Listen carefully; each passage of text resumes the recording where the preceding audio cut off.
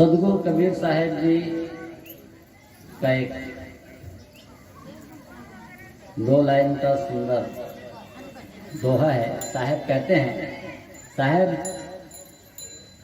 साथी कहते हैं और गोस्वामी जी उसी को क्या कहते हैं, दोहा पढ़ते हैं।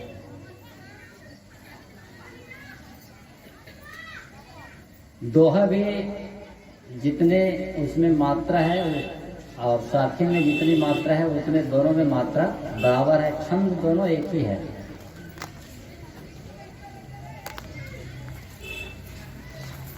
तो साहेब कहते हैं, भ्रम छुड़ाए पथ विकट को, भ्रम छुड़ाए पथ विकट को निकट लखायो राम। भ्रम छुड़ाए पथ विकट को निकट लखाए राम, ताते गुरु को कीजिए कोटि कोटि प्रणाम।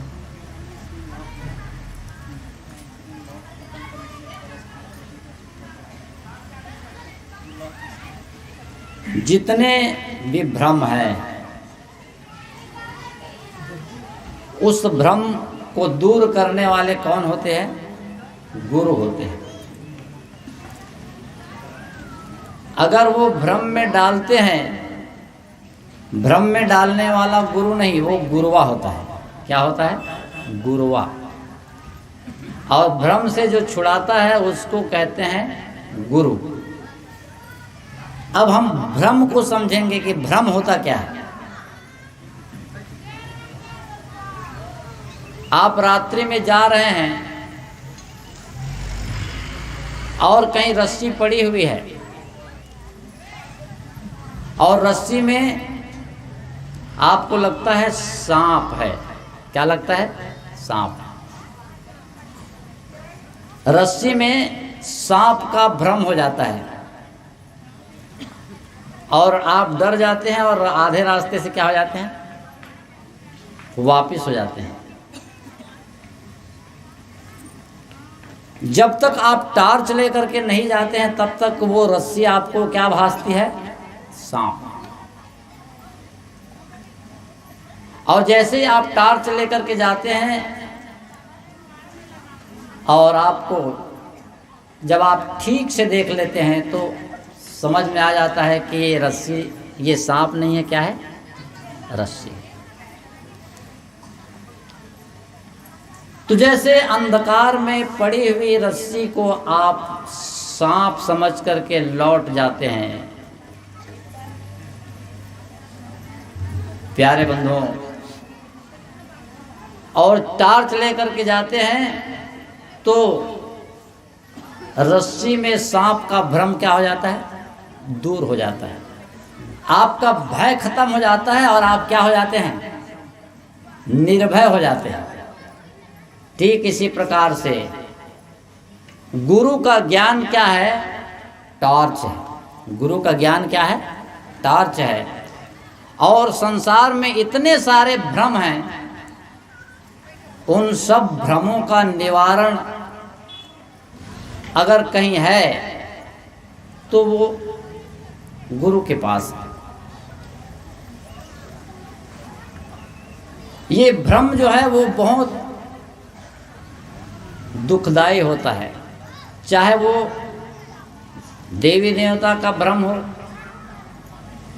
चाहे वो ग्रह लगन मुहूर्त का भ्रम हो, चाहे अंगूठी का भ्रम हो,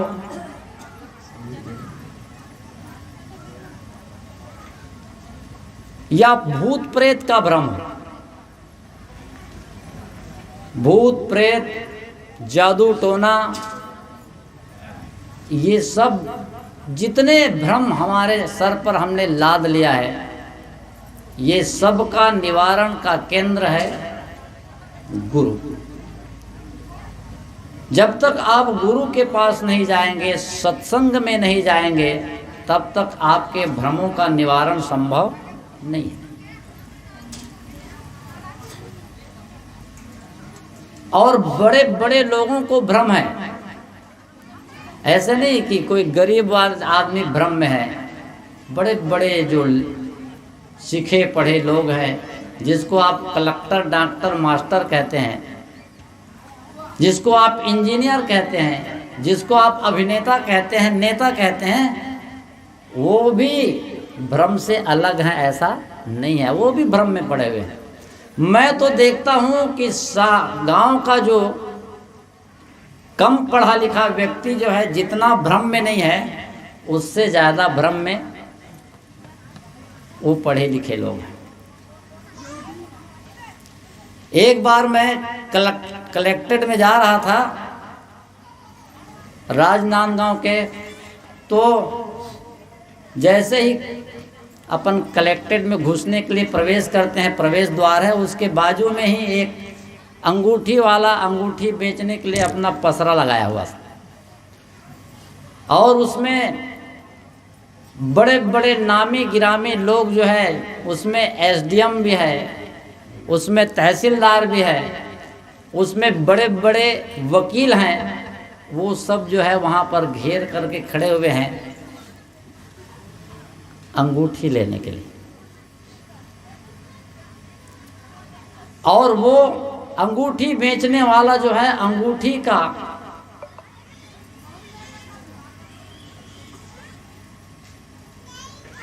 अजूबा मतलब व्याख्यान कर रहा है कि ये नग पहनोगे तो ये हो जाएगा, ये नग पहनोगे तो ये हो जाएगा, ये नग पहनोगे तो ये हो जाएगा। और पूरे घेर करके लोग खड़े हुए हैं, सूटेड बूटेड लोग हैं।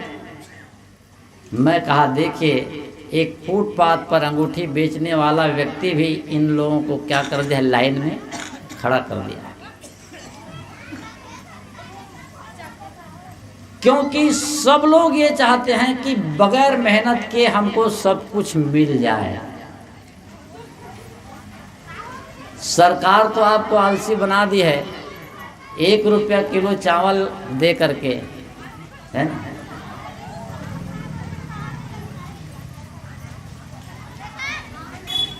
और ये आलस्यता बढ़ती जा रही है। आदमी जो है चाहता है कि सब कुछ जो है फोकट में हो जाए, लेकिन कोई भी काम आपका जो है, जब तक आप मेहनत नहीं करेंगे तो संभव नहीं है। एक सोए हुए मुख के, सोए हुए सिंह के मुंह में भी मृग आकर के घुसेगा नहीं, लो मुझे खा लो। शेर जंगल का राजा है, लेकिन उस जंगल के राजा को भी क्या करना पड़ेगा, हाथ पांव चलाना पड़ेगा। इसीलिए किसी ने बहुत सुंदर कहा है कि सुप्तस्य सिंहस्य मुखे मृगे ना प्रविशन्ति। सोए हुए सिंह के मुंह में कोई मृग आ करके नहीं घुसेगा कि लो मुझे खा लो। प्यारे बंधुओं, आप जब खेती करते हैं तो आप जानते हैं कि जब तक मैं खेत में नहीं जाऊंगा मेरा काम होने वाला नहीं है। कोई दफ्तर का आदमी है, जब तक वो दफ्तर में नहीं जाएगा तो उसका काम होने वाला नहीं है। कोई बाबू है दफ्तर में, वो जब तक नहीं जाएगा वहाँ पर अंगूठी काम करेगा। कोई विद्यार्थी अगर विद्यालय में नहीं जाएगा पढ़ने के लिए और कहेगा कि हम तो अंगूठी पहन ले हैं, अब हमारा चकाचक है, हो जाएगा? नहीं। अंगूठी आपका चकाचक नहीं कर सकता जब तक आप मेहनत नहीं करोगे। ये भ्रम है प्यारे बंधुओं, और इस भ्रम से हमें क्या करना चाहिए, बाहर निकलना चाहिए। गुरु ही निकाल सकते हैं। अब इतने सारे लोग अंगूठी खरीदने के लिए वहाँ घेर करके खड़े हुए थे। मैंने एक आदमी से पूछा, भाई आप अंगूठी खरीदना चाहते हैं, अंगूठी खरीदने के लिए आप लाइन पे खड़े हैं, मेरा एक ही प्रश्न है, आप ये बता दीजिए कि ये अंगूठी बेचने वाला भी एक इंसान है कि नहीं है? उसका भी किसी माता पिता से जन्म हुआ है? बिल्कुल हुआ है। उसका भी नक्षत्र होगा, उसकी भी राशि होगी, किसी घड़ी लगिन मुहूर्त में वो भी आया होगा। जब वो अंगूठी बेचने वाला भी व्यक्ति जो है उसका भी नाम है, उसकी भी राशि है, तो अपने नाम और अपने राशि का अंगूठी पहन करके बड़ा बिल्डिंग वाला, बड़ी गाड़ी वाला, बड़े जमीन जायदाद वाला और बड़ा बैलेंस वाला, बड़े उच्च पदों पर आसीन होने वाला पद, ऐसा उसको अंगूठी से मिल जाना चाहिए। फुटपाथ पर बैठ करके 1-1, 2-2 रुपए के लिए उसको मोहताज होने की जरूरत नहीं। 1-1, 2-2 रुपए के लिए वो मोहताज हो रहा है, इसका मतलब है अंगूठी का करामात नहीं है, हमारे कर्मों का करामात। कर्म हमारे अच्छे हैं तो किस्मत हमारी दासी है, कर्म हमारे अच्छे हैं तो किस्मत हमारी दासी है, धर्म हमारे अच्छे हैं तो घर में मथुरा काशी है, कर्म और धर्म बिगड़ गए तो गले में यम की फांसी है। जोर से बजा लो, क्यों डर के बजाते हो?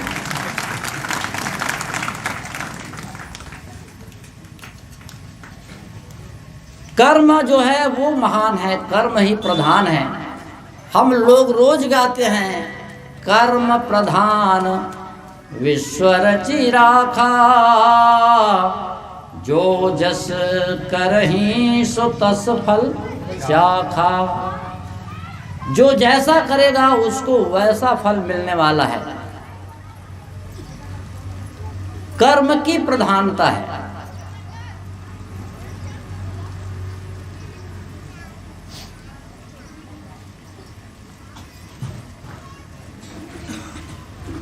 देखिए, राजा दशरथ जब अपने अंतिम समय में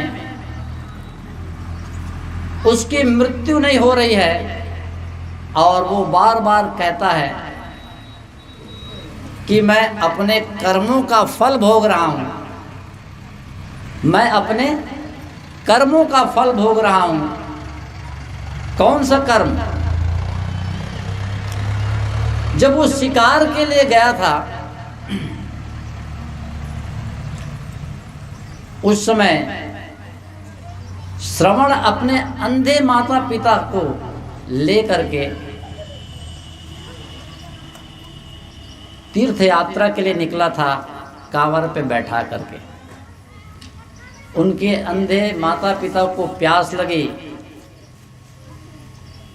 और उनके लिए पानी की व्यवस्था के लिए श्रवण किसी सरोवर पे जाता है और अपना जलपात्र जब उसमें डुबाता है तो उसमें बुड़बुड़ बुड़बुड़ की आवाज आती है। राजा दशरथ शिकार के लिए गया था, उसको लगा कि कोई हिरण जलाशय में पानी पी रहा है और वो शब्द भेदी बाण का अनुसंधान करता है। श्रवण को लगता है हाय,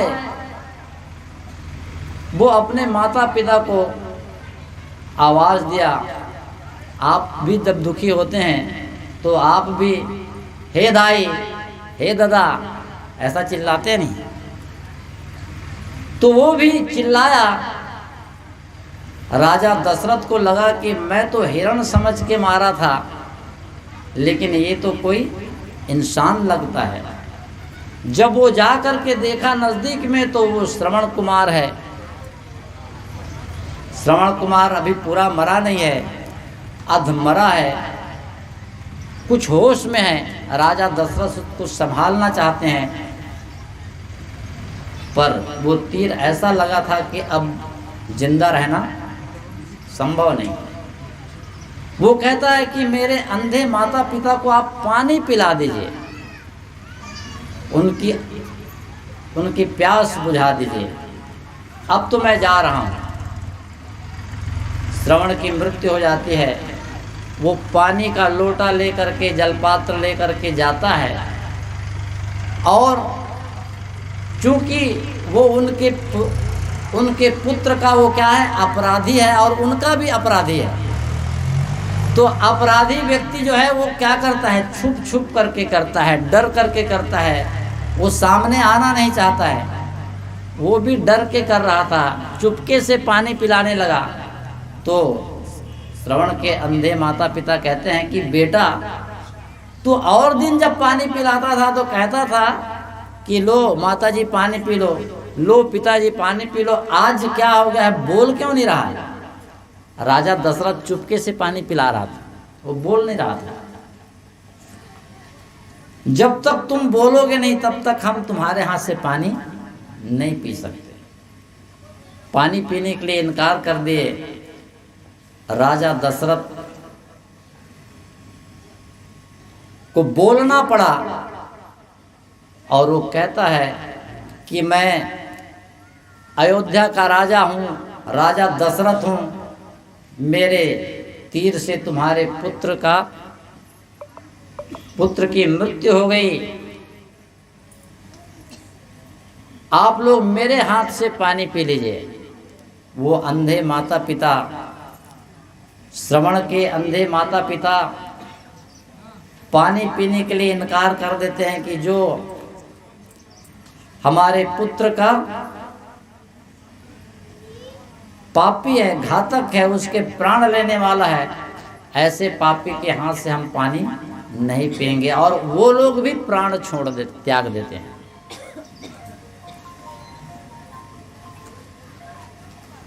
और उसी का परिणाम होता है राजा दशरथ के अंतिम समय में उनका ही पुत्र राम जी 14 वर्ष के लिए वनवास जाते हैं। और राजा दशरथ बार बार ये कहता है कि वो श्रवण के माता पिता मुझे श्राप दे रहे हैं। वो श्राप ये देते हैं कि जैसे हम पुत्र वियोग में मर रहे हैं, ऐसे ही तुम भी एक दिन अपने पुत्र के वियोग में मरोगे। प्यारे बंधुओं, राम जी को लोग पर ब्रह्म परमात्मा कहते हैं और पर ब्रह्म परमात्मा अपने ही पिता के कर्मों को हटा सके नहीं। इसीलिए कहा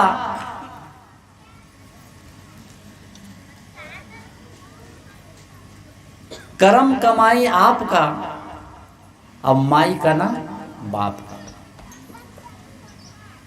कोई माता पिता, कोई बंधु बांधव, कोई भी आपका बहुत नजदीक का व्यक्ति भी आपके कर्मों का बंटवारा नहीं दे सकते। राम जी के जीवन में भी आप लोग देखते हैं कि आपन कर्म न मेटो जाई, कर्म का लिखा मिटे धो कैसे, जो युग कोटि सिराई।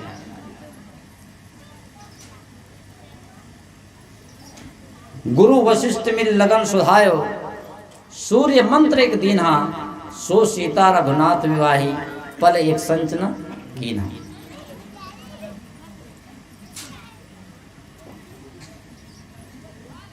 गुरु वशिष्ठ मिली, गुरु वशिष्ठ मिली ऐसा जो शब्द आया है, तो राम जी के गुरु वशिष्ठ और मिली मतलब राजा जनक के गुरु सतानंद, दोनों मिल करके उनका लगन पत्री बनाया था। सो सीता रघुनाथ विवाही, पल एक संचन कीन्हा। और उस सीता के साथ उनका विवाह हुआ और एक पल भी उनको सुख मिला है क्या? नहीं, एक पल भी सुख नहीं मिला है। जब उनका विवाह हो रहा था उसी समय परशुराम फरसा लेकर के आ गया था। मेरे इष्ट का धनुष किसने तोड़ा है, मैं उसको तोड़ दूंगा। क्या बोलता है? मेरे इष्ट का धनुष किसने तोड़ा है, मैं उसको तोड़ दूंगा।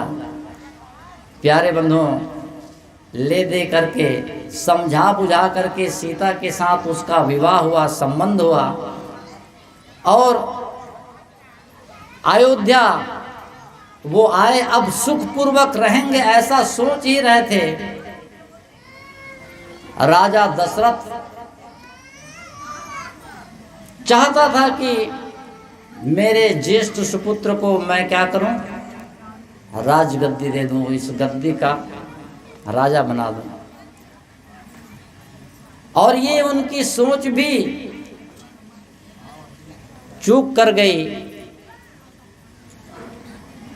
दोनों भाई भरत और शत्रुघ्न ननिहाल गए हुए थे और कैकेयी के पिता से पहले ही दशरथ हारे हुए थे कि कैकेयी के जो ज्येष्ठ पुत्र होगा वो क्या बनेगा, अयोध्या का राजा बनेगा। राजा दशरथ को लगा कि अभी दोनों भाई बाहर हैं और यही एक अच्छा मौका है कि राम जी को अयोध्या का राजा बना दिया जाए। पूरे राज्य में ढिंढोरा पिटवा दिया। मंगल कलश, तोरण द्वार सब सज रहा है। मंत्रियों से भी मंत्रणा हो गई कि राम जी अब क्या बनेंगे, राजा बनेंगे। लेकिन कर्मों की लीला बड़ी निराली है। इसीलिए कहते हैं कोई का कंचन भवन है, कोई की टूटी झोपड़ी, कोई के सर पर ताज है, कोई की फूटी खोपड़ी, कोई अतर तन पर मले, कोई कन मिट्टी तेल है, कोई सुखी कोई दुखी, ये कर्म का सब खेल है।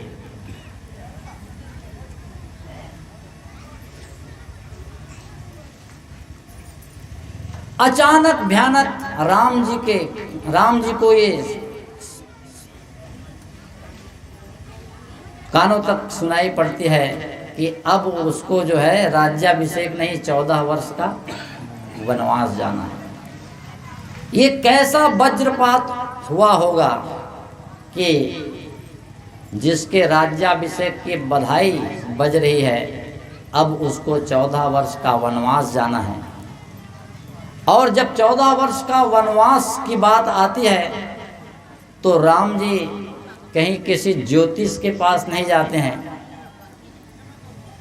किसी ज्योतिष के पास नहीं जाते हैं कि मेरे साथ ऐसा बुरा कैसे हुआ, आप अपना ज्योतिष थोड़ा खोल करके देखिए कहाँ गड़बड़ है। गए थे किसी ज्योतिष के पास, किसी अंगूठी बेचने के वाले के पास, किसी के पास वो नहीं जाते हैं। वो जानते हैं कि ये मेरे कर्मों का क्या है, फल है, लेखा जोखा है। क्योंकि पुराणों से ही ये कथा हम लोगों को मिलती है।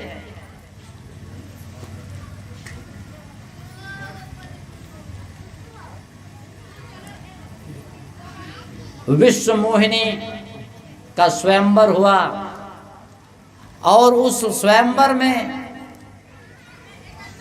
देवर्षि नारद भी चाहते थे कि वो विश्व मोहिनी उनको वर ले। भगवान विष्णु के पास सुंदर शरीर के लिए वो मांग करते हैं, आप जैसा मुझे रूप दे दीजिए हरि का। और हरि का मतलब बंदर भी होता है। तो भगवान विष्णु उनको कौन सा रूप दे दिए, बंदर का रूप दे दिए। और बंदर का रूप लेकर के वहां वो बैठ गए। वो विश्व मोहिनी वरमाला लेकर के चलती है, देवर्षि नारद के सामने से गुजर जाती है। उसको लगता है ये ठीक से नहीं देख पाई होगी और आगे जाकर के वो लाइन पे बैठ जाता है। फिर उसको देख करके आगे बढ़ जाती है और सबसे लास्ट में भगवान विष्णु बैठे थे, उसके गले में वो क्या डाल देती है, माला डाल देती है। उसमें शिव जी के 2 गण बैठे हुए थे। उन्होंने उनकी हंसी की और हंसते हुए देख करके उन्होंने कहा कि तुम लोग मेरी हंसी क्यों कर रहे हो? तो उन्होंने कहा कि भाई अपना रूप देख लो। तो जब वो पानी में जा कर के अपना रूप देखा तो देखा कि वहाँ पर वो हरि का नहीं, किसका रूप है? बंदर का। और वही देवर्षि नारद कथा के अनुसार उनको श्राप देते हैं कि जाओ, आज तुमने मुझे धोखा दिया है और एक सुंदर स्त्री के लिए जैसे मैं दुखी हो रहा हूँ, तड़प रहा हूँ, ऐसे एक दिन आप भी जंगल जंगल भटकोगे और तड़पोगे और वही बंदर तुम्हारा क्या देगा? सांप देगा। ये कथा है। तो जब राम जी, पुराणों से एक हमें मिलती है पुराणों के अनुसार कि राम जी अपने कर्मों को वो भी भोगने के लिए, और वही जो है फिर वो वही विष्णु जी राम जी के रूप में आते हैं और राम जी त्रेता में सीता का जब हरण होता है तो पूरे जंगल जंगल में भटकते हैं कि नहीं? तो अपने कर्मों का परिणाम सबको भोगना पड़ता है। कहाँ राम कहाँ रावण राजा, कर्म रेख सभीन पर साजा। कोई राम जी हो या रावण हो, कोई संत हो या भक्त हो, गुरु हो या गुरु का चेला हो, एक डाल दो पंचिर बैठा, कौन गुरु कौन चेला। अब गुरु की करनी गुरु भरेगा, चेला की करनी चेला रे साधु भाई, उड़ जा हंस अकेला। तो कर्मों का फल सबको भोगना है। कर्मों का विधान ऐसा है कि सबको भोगना पड़ता है। ये अंगूठी या ये कोई अभिमंत्रित माला कोई आपको ऐसा काम आने वाला नहीं है। प्यारे बंधुओं, अपने मन से ये भ्रम हटा दीजिए। आपके अपने अच्छे कर्म ही आपके काम आएंगे।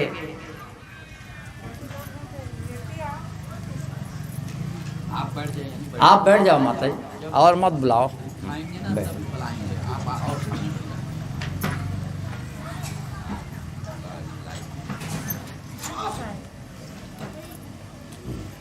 तो मैं कह रहा था कि बड़े बड़े लोग जो है भ्रम में पड़े हुए हैं।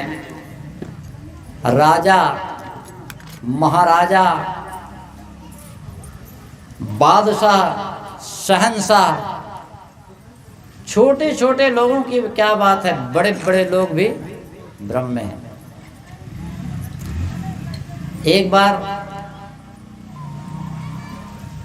बादशाह की सवारी निकली।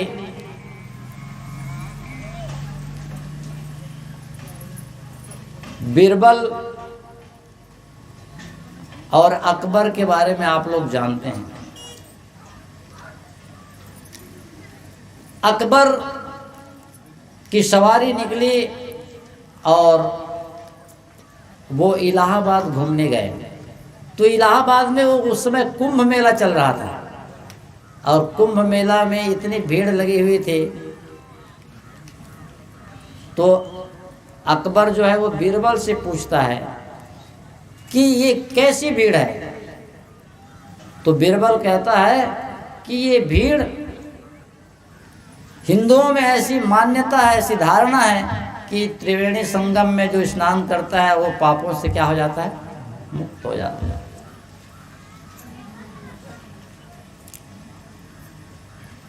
अकबर कहने लगा कि ये हिंदुओं में बहुत ज़्यादा भ्रम है, हमारे मुसलमानों में हम लोग भ्रम से क्या है? दूर है, बहुत दूर है, हमारे वहाँ कोई ऐसा भ्रम नहीं है। तो बीरबल कहने लगा कि आपके वहाँ भी ऐसा भ्रम है।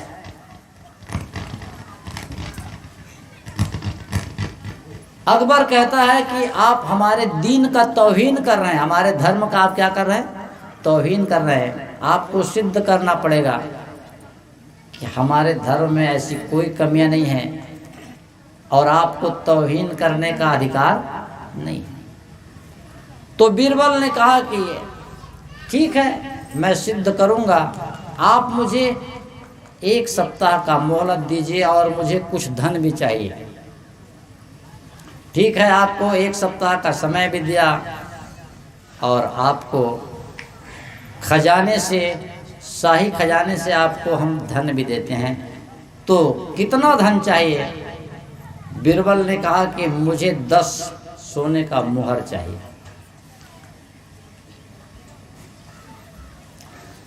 बीरबल खजाने से 10 सोने का मुहर लिया और उसको एक मोची के पास लेकर के गया और कहा कि आप जो है ये 5 मुहर लीजिए और एक स्वर्ण जड़ित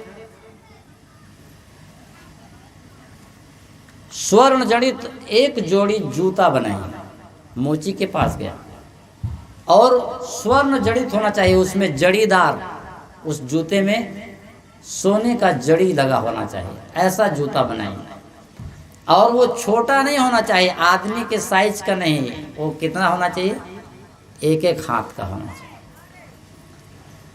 स्वर्ण जड़ित जड़ी वाला 1-1 हाथ का जूता बनवाया, एक जोड़ी।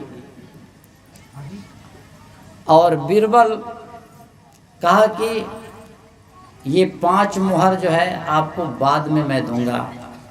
5 मुहर जो मैं आपको दे रहा हूँ, उस 5 मुहर को, सोने के मुहर को, उसमें क्या लगा देना? जड़ी लगा देना।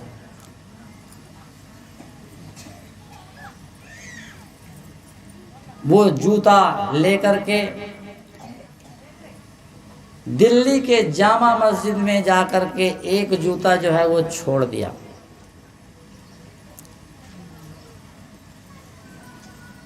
कब छोड़ा वो?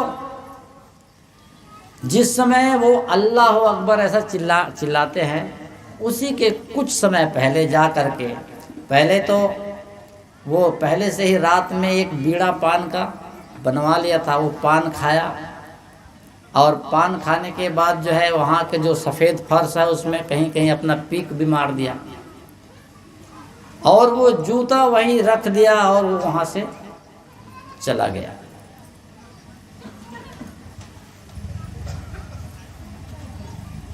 जब आजान देने वाला जो मौलवी होता है वो उठा तो देखा कि मस्जिद में 1 हाथ का जूता पड़ा हुआ है और वो भी कैसा है? स्वर्ण जड़ित है। उसको लगा कि लगता है खुदा आया था और मेरे उठने की आहट से वो जल्दी जल्दी भागा है और उस एक जूता पहन के चला गया और एक जूता छोड़ गया। तो उस दिन आजान में वो अल्लाह अकबर नहीं चिल्लाया, वो पूरा आजान में ये बोल दिया कि आज जो है मस्जिद में खुदा आया था और जल्दबाजी में अपना एक जूता भूल करके चला गया है। क्योंकि मौलवी को लगा कि आम इंसान का पैर जो है वो कितना होता है? 1 बिता, और ये जूता कितना है? 1 हाथ का। तो इसका मतलब है खुदा का ही जूता हो सकता है। खुदा बड़ा होता है तो उसका जूता भी बड़ा है। प्यारे बंधुओं, पूरे जो है इलाके में आजान की जगह अनाउंस हो गया, ढिंढोरा पिट गया कि खुदा आया था और अपना एक जूता भूल करके चला गया है। लोगों की खुदा का जूता है तो दर्शन के लिए वहाँ पे तांता लगी। धीरे से बादशाह के कानों तक ये बात पहुँची तो बादशाह सोचता है कि भाई चलो हम भी खुदा के जूता का दर्शन करेंगे। वो भी अपना लाव लश्कर लेकर के वहाँ पहुँचा और दर्शन किया। कहीं कहीं पान का पीक मार दिया है उसको भी, क्योंकि वो खुदा का प्रसाद है। खुदा का प्रसाद है ऐसा वो पान का पीक भी चाट लिया और जूते को भी जो है नमन किया, दर्शन किया। उसमें इतनी चढ़ोतरी भी चढ़ गई, इतनी चढ़ोतरी चढ़ गई कि वो जूता दब गया चढ़ोतरी में। फिर ये हुआ कि अब ये चढ़ोतरी किसको दिया जाए, तो चढ़ोतरी उसको दिया जाएगा जो खुदा का दूसरा जूता ला दे। मस्जिद है, दिल्ली का है, काफी लोग आए होंगे तो चढ़ोतरी भी बहुत है, तो उसी को ये चढ़ोतरी मिलेगी जो खुदा का दूसरा जूता ले आए। अब कौन लाएगा, क्योंकि खुदा का दूसरा जूता लाना पड़ेगा तो मरना पड़ेगा। खुदा के पास जाओगे तो वो गाते नहीं हैं कि खुदा के पास जाना है, खुदा के पास जाना है तो कैसे शरीर से ही जाओगे। तो सबके हक्के बक्के रह गए। बीरबल कहता है कि मैं खुदा का जूता ला सकता हूं। तो जितना चढ़ोतरी वहां चढ़ा था वो बीरबल अपना, हमारे छत्तीसगढ़ी भाषा में नहीं कहते, रपोर्ट लिया, मतलब वो अपना लिया। और वो तो 2 जूता बनवाया ही था, वो मोची के पास गया और उसको ला करके दे दिया और पूरा चढ़ोतरी अपना ले लिया। बाद में बादशाह और बीरबल जो है टहलने के लिए बाग की ओर निकले तो बादशाह कहता है, बीरबल क्या वाकई में तो खुदा के पास जाकर के खुदा का दूसरा जूता लाया था? तो बीरबल कहता है, बादशाह आप ही ने जो है, आपके दीन में कोई भ्रम नहीं है और उस भ्रम को सिद्ध करने के लिए आपने मुझे क्या दिया था? मोहलत दिया था और खजाने से धन भी दिया था, तो उसमें मैं पास हो चुका हूं। जिस जूते को आपने नमन किया है वो मोची के पास से बनवाया हुआ मेरा जूता है, मेरे द्वारा बनवाया हुआ जूता है। और जो पान का पीक जो है खुदा का प्रसाद करके आप चाहते हैं, उसको मैं ही पीक मारा था। प्यारे बंधुओं, अकबर कहता है कि बीरबल मेरे पास तुम बताया तो बताया, आप दूसरे को बताना, क्योंकि मेरी तौहीन होगी। प्यारे बंधुओं, मैं कह रहा था कि ये भ्रम ऐसा चीज है, किसी धर्म में आ जाए तो आदमी पंगु हो जाता है। आज हम वैज्ञानिक युग में जी रहे हैं, हम 21वीं सदी के मानव हैं। अभी अभी हम डॉक्टर हीरालाल जी के वहाँ बैठे थे तो उनके छोटे चिरंजीव जो है वो कह रहे थे कि कबीर साहब के जीवन के बारे में बड़ा भ्रम है, और मुझे समझ में नहीं आता है कि साहब को हम क्या माने, ऊपर से आया हुआ माने कि किसी माता पिता से माने। ये समझ में नहीं आता है कि हम लोग क्या माने। प्यारे बंधुओं,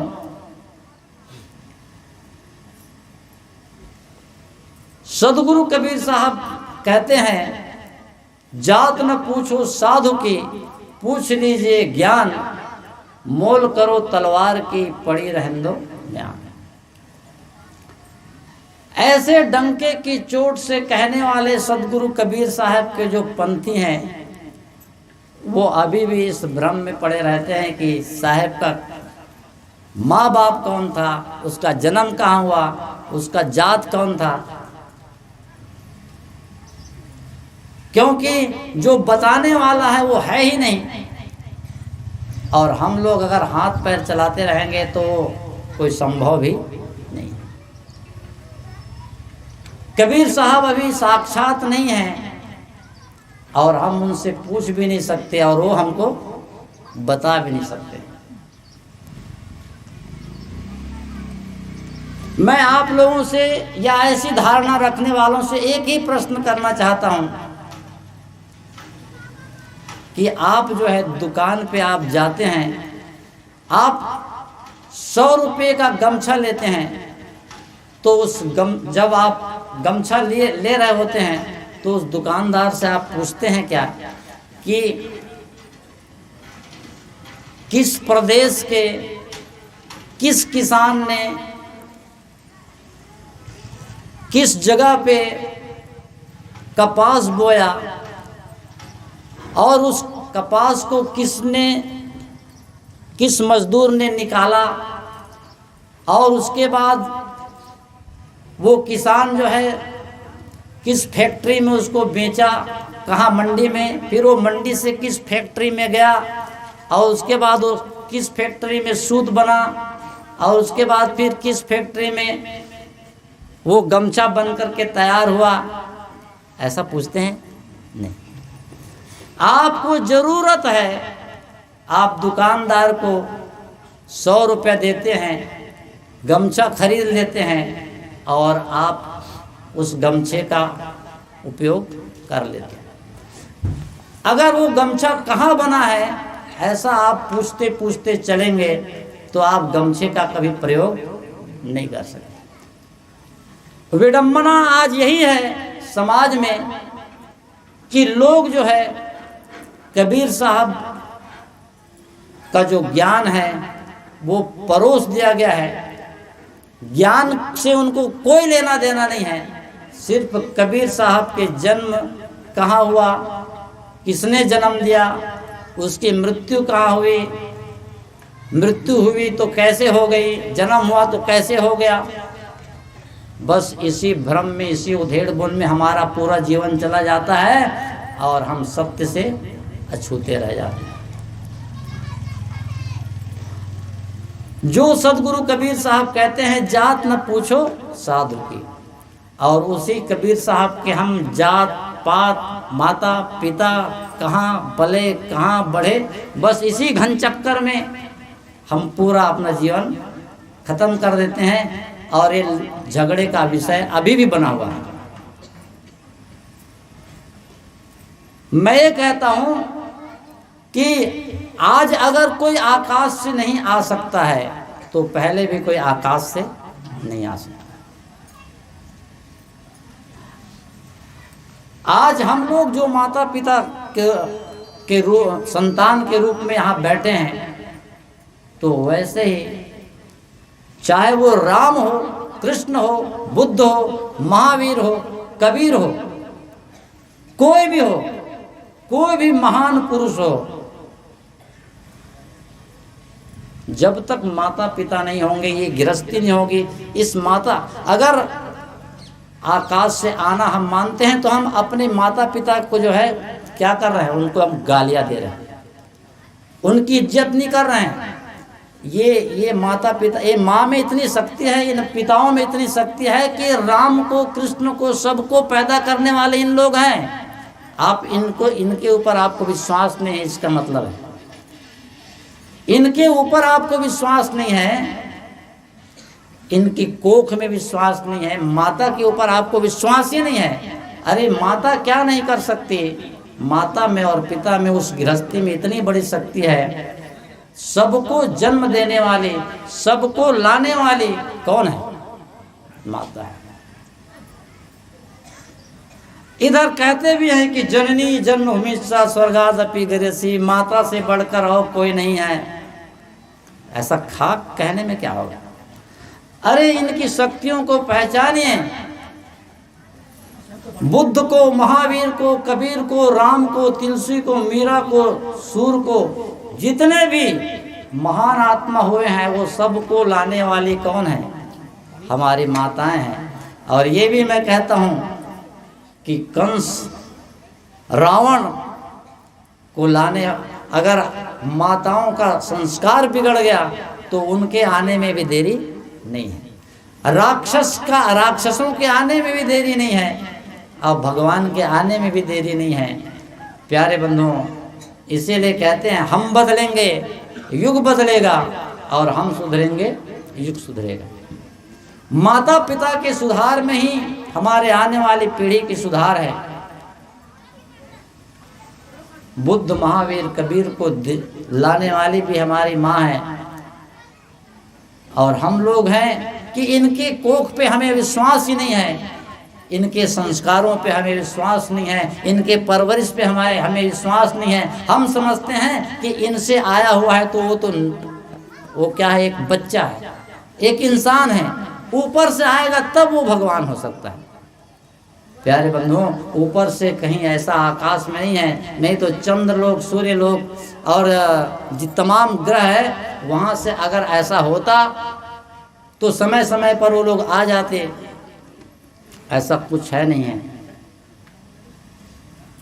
ऊपर जो है चंद्रमा में भी जाकर के वैज्ञानिकों ने देख लिया है, मंगल में भी वैज्ञानिकों ने जाकर के देख लिया, वहाँ जीवन की कोई सुविधा नहीं।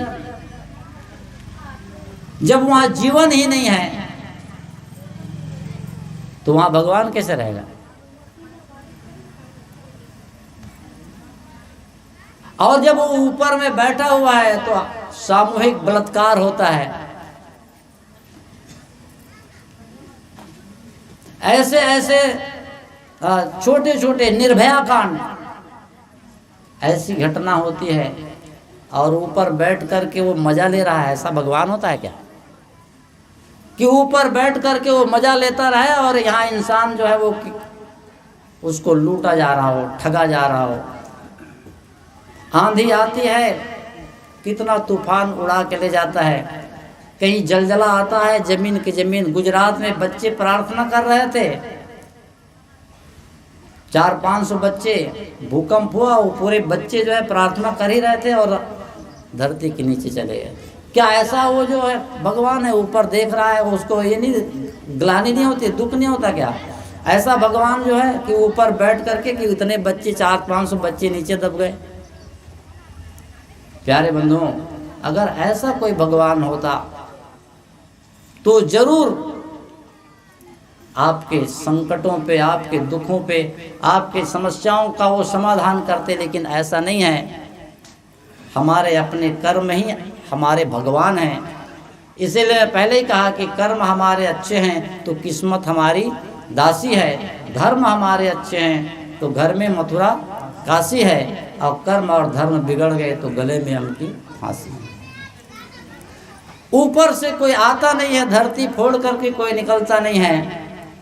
जब भी आता है तो ये हमारी माताओं की कोख से आता है, और यही वो जननी हैं जो स्वर्ग भी बना सकती हैं और इस धरती को नरक भी बना सकती हैं।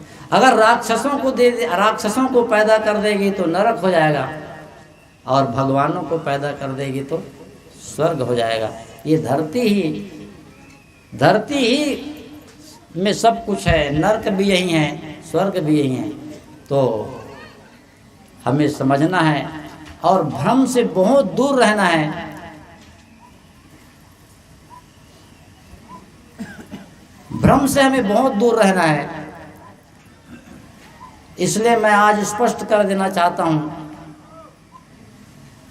कोई नहीं जन्मे मातु पिता बिन, बांधे वेद की नीति, तुमरे तो महिते सब उपजे असमार नहीं रीति। राम कलेवा में राम जी स्वयं लिखते हैं, अति उदार करतुति दार सब अवधपुरी के बामा, खीर खाए पैदा सुत करते पति के कछु नहीं कामा। जब जनकपुर की जो महिलाएं हैं, जो सीता की जो सहेलियां हैं, वो जब ये गारी गाती हैं तब राम जी उत्तर देते हैं, कहते हैं कि सखी वचन सुन तब रघुनंदन बोले मृद मुस्काते, आपन चाल छिपाओ प्यारे कहाँ आन की बातें। कोई नहीं जन्मे मातु पिता बिन, बांधे वेद की नीति, तुमरे तो महिते सब उपजे अस हमार नहीं रीति। ये गाली है, राम कलेवा में ये गाली है। जैसे आज हमारे छत्तीसगढ़ में भड़ौनी कहते हैं, वैसे उधर उसको गारी कहा जाता है। एक दूसरे को भड़ते नहीं है जी, वो भड़ते कैसे भड़ते हैं, नदिया तिर के पटवा भाजी उलवा उलवा तो बरतिया मन बुढ़वा बुढ़वा, ऐसे तो वही राम कलेवा जो वहाँ पर भड़ा है, लेकिन उसमें ज्ञान है। हमारे तरफ के तो ज्ञान नहीं रहता, भौड़ा रहता है, भद्दा रहता है, गंदा रहता है, लेकिन उनके भड़ौनी में ज्ञान है, ज्ञान छिपा हुआ है। और वो कहते हैं कोई नहीं जन्मे माता पिता बिन, बांधे वेद की नीति, हमरे तो महते सब तुम्हारे तो महते सब उज्जे आस हमार नहीं देती। और वो ये बताना चाहते हैं कि कोई नहीं जन्मे। राम जी अपने श्री मुख से कह रहे हैं, लेकिन राम उपासक को ये बात पटती नहीं है, क्योंकि किसी माता पिता से राम जी आए हैं ऐसा कह देंगे तो उनको लगता है कि राम तो फिर एक साधारण मानव हो गया। फिर वो लिख देते हैं कि भय प्रगट कृपाला दीन दयाला कौशल्या हितकारी, और उसी का नकल आप भी करते हैं कि कबीर साहब जो है ऊपर से आ गए। ये लोगों को भीड़ बढ़ाने के, लोगों को जोड़ने के, लोगों को इकट्ठा करने के लिए अच्छा हो सकता है कि ऊपर से आया है, इसलिए ज़्यादा लोग आ सकते हैं, चमत्कारी दिखाएंगे तो। लेकिन हमेशा के लिए समाज को हम गुमराह में डाल देते हैं, और ये गलत है। प्यारे बंधुओं, कहीं न कहीं हमारे पूर्व के जो गुरु लोग हैं, उन्होंने देखा कि राम जी के पीछे इतनी भीड़ चल रही है, रामपंथी ज़्यादा हो रहे हैं, तो कबीर पंथ की ओर उनको मोड़ने के लिए, खींचने के लिए चारों युग में आना, या माता पिता से नहीं वो ऊपर से आना, ये सब जो है बाद में चमत्कारी चीज़ें बताई गई है, जोड़ी गई है। वो क्यों? धर्म की तरफ लोगों को आकर्षित करने के लिए, खींचने के लिए। ऐसा कोई जो है ना राम जी आए हैं। मैं दावे से कहता हूँ कि कोई मुझे गोली से मार दे तो भी मैं सह सकता हूँ। वो कह दे कि साहब आप अपनी भाषण बंद कर दो, तो वो भी मैं बंद करने के लिए तैयार हूँ, लेकिन गलत बात मेरे को जमती नहीं है। मैं झूठ नहीं बोल सकता, गलत नहीं बोल सकता। और आप लोगों को, हम लोग भी पहले कहीं ना कहीं गुमराह थे, लेकिन अब मैं आप लोगों को गुमराह नहीं करना चाहता। इस दुनिया में जो भी आता है ये प्रकृति का विधान है, नियम है, वो माता पिता से ही आता है। और ये भ्रम कब हटेगा? तो जब आप गुरु के पास बैठेंगे। भ्रम छुड़ाए पथ विकट को, निकट लखाए राम, ताते गुरु को कीजिए कोटि कोटि प्रणाम। तो हमारे भ्रम को मिटाने वाले गुरु होते हैं, और इसीलिए हम गुरु के पास बैठे, संतों के बीच बैठे। हो सकता है मेरे शब्दों में, मेरे वाणियों में, मेरे प्रवचन के माध्यम से किसी को आहत भी हुआ होगा, मैं उनसे क्षमा चाहूँगा। लेकिन ये भी मैं कहूँगा कि सच्चाई छुप नहीं सकती, बनावट की असूलों से कभी खुशबू आ नहीं सकती कागज के बने फूलों से। मैं सच्चे पथ का राही हूँ, कह सकता दिन को रात नहीं, ईमान बेच दूँ टुकड़ों में, ये मेरे बस की बात नहीं। तो सच्चाई यही है। किसी ने प्रश्न किया था, इसीलिए मुझे बोलना पड़ा। मैं उसको बोला भी था कि ऐसा प्रश्न जो है मंच में इसका उत्तर संभव नहीं है। तो उन्होंने कहा था कि नहीं साहब जी, आपको बोलना, बताना पड़ेगा कि वाकई में कबीर साहब का जन्म कैसा हुआ है। लोगों की धारणा गगन मंडल, आकाश से आना मानते हैं, लेकिन ऐसा कहीं आकाश में कोई लोक लोकांतर नहीं है जहाँ से कोई भगवान लोग टपकते हैं। प्यारे बंधुओं, ये आकाश है, ये हमारी माताएं हैं, यही जो है बुद्ध महावीर कबीर को इस दुनिया में लाने वाली हैं। ये संस्कारी हैं तो अच्छे बच्चे आएंगे, और ये कुसंस्कारी हैं तो आने वाली पीढ़ी भी शैतान पैदा होगी। इसलिए इनको गढ़ने की ज़रूरत है, इनको बनाने की ज़रूरत है, और समाज भी अच्छा होगा। आइए इन्हीं वाणियों के साथ मैं अपने वाणी को विराम देता हूँ। मेरा समय पूरा हुआ। साहेब बंदगी।